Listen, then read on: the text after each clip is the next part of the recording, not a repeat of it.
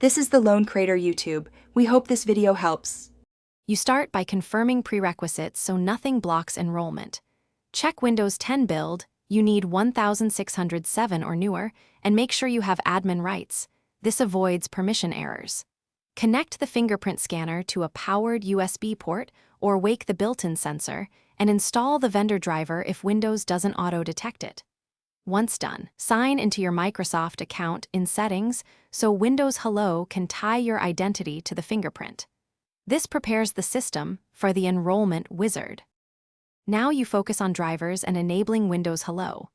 Open Device Manager and confirm the fingerprint device appears. If it shows a warning, right-click, update, or uninstall, then reinstall the driver from the vendor. This resolves compatibility issues.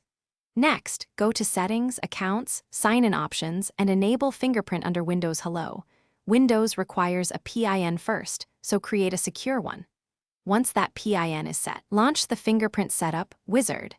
It will guide you through repeated scans to capture multiple angles. Finish by enrolling the finger and validating the setup.